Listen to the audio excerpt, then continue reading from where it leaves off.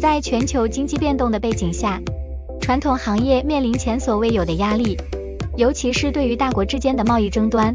今天我们将探讨川普 2.0 版关税政策及其可能引发的通胀波动，分析这场贸易博弈对全球经济的深远影响。根据高盛的预测，随着美国工资压力的缓解和通胀预期回落，2025年剔除关税影响后的核心通胀率将降至 2.1%， 但一旦关税政策全面落地，核心通胀率可能攀升至 2.4%。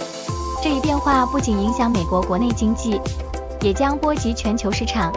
川普的关税政策早在2018年便开始实施，许多人认为随着进口成本的增加，美国会遭遇高通胀带来的巨大压力。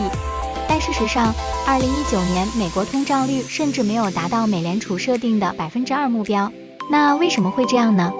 首先，大国通过汇率贬值和加大转口贸易来抵消关税影响，比如很多商品通过东盟、墨西哥等国家流入美国，避免了直接的关税冲击。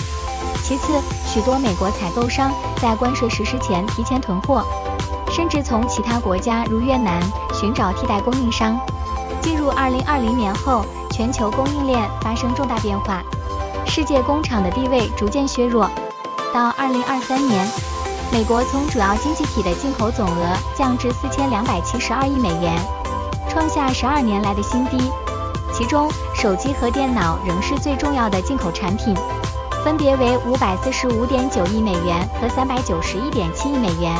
而这两类产品自2018年以来的进口量已减少超过 23%。随着全球供应链的重塑，这些减少的进口份额被越南、印度、墨西哥等新兴经济体接替。随着这些国家的供应链逐渐深化调整，原本由大国主导的市场份额正在逐步被替代。然而，关税政策并非没有代价。如果关税提高至 40%， 可能会导致全球经济的增长减少1到1.5个百分点。这背后的原因是订单减少、跨国公司撤离、就业问题加剧以及贸易顺差的减少，进而对市场预期产生冲击。随着川普重返政治舞台，全球经济和地缘政治也在发生根本变化，这使得未来经济形势更加复杂。虽然关税可能推高美国通胀，但最终的代价将由谁来承担？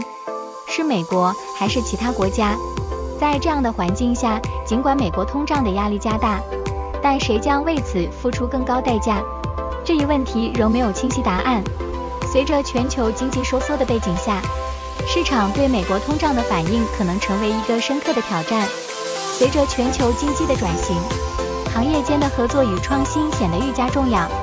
虽然我们无法预见所有挑战，但适应变化并寻找合作解决方案将是未来的关键。